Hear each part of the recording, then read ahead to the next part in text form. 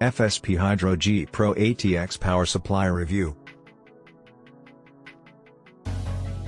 The FSP Hydro Gold Pro 1000 watts is one of the few gold PSUs available in this capacity category that features ATX v3.1 and PSU 5.0 support. It has good power efficiency and provides solid cooling, but its overall score falls short of the competition.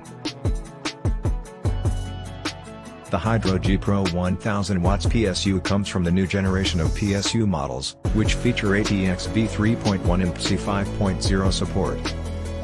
It isn't easy to find a PSU with native 12 VHP WR connectors in the 1000 watts gold category. But FSP has been one of the first companies to offer a similar product. There are several significant players who haven't released anything on the market yet. One example is the Tough Power GF3, which meets the ATX V3 specification for power supplies with a 12 VHP connector. Another example is the DA1000R Gold from Silverstone, which has been designed to meet the new ATX V3 specifications. That being said, the Hydro G Pro is not the largest PSU we tested, but its compact size makes it easy to fit into small cases. However, despite having the smallest footprint, the Hydro G Pro actually produces less heat than our larger models. Furthermore, it is impossible to fit larger cooling fan blades into small power supplies, so smaller ones need to be used which run faster to provide the same airflow. The Hydro G Pro features a 120 cm, high-quality, fan blade, featuring a hydrodynamic bearing. The cable length is sufficient, and the number of connectors is adequate. A single 12 VHP connection can supply up to 600 watts.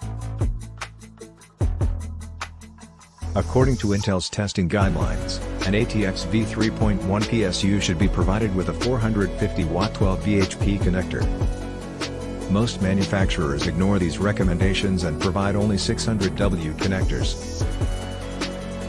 However, not all GTX 10 series graphics cards support 600 watts.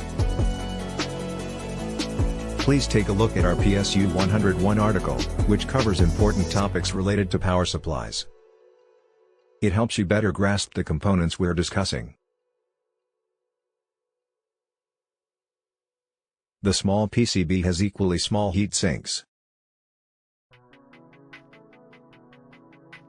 The secondary side has enough room between components to allow for decent airflow. It's good to know that the filtering capacitors on the secondary side are on the clear, without any obstructions preventing air from flowing to them. A potentiometer is a variable resistor that can be adjusted to change the resistance across two terminals.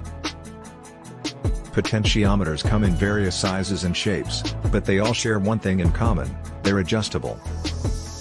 That means if you've got a potentiometer connected to your Arduino board, you can control things like motors, lights, relays, and so much more. In this tutorial, I'll show you how to make your own potentiometer out of a breadboard, a couple of resistors, and a capacitor. Once you know how to do this, you can easily add them to any project you're working on. A pair of full-wave bridges can handle up to 50 amps. These charts display the main rail voltages measured at different current draw points from 40 watts up to the PSU's rated capacity. It's important to note that tight voltage control is essential for stable performance under heavy loading conditions. Tight load regulation also helps improve the system's overall performance, especially when overclocked and, at the same time, it reduces the strain on the power supply units that most systems use. Inrush currents, or switch-on surges, refer to the maximum, instantaneous power draw of a device when it is switched on. These currents can exceed the rating of the supply, causing the fuse or breaker to blow, and potentially damaging the rest of the system. To minimize these effects, manufacturers often recommend starting a new load slowly, such as turning on one light bulb at a time instead of turning on the entire house.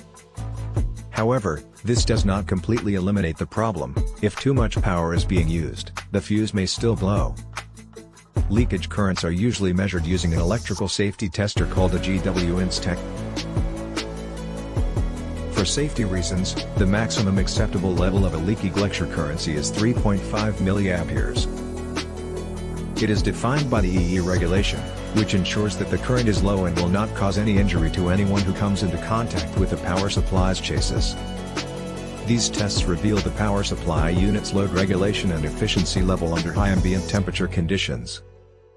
They also indicate how the fan speed profiles behave when the system is operated at higher ambient temperature settings. At low speeds, the PSU delivers full and 110% loads without any issues.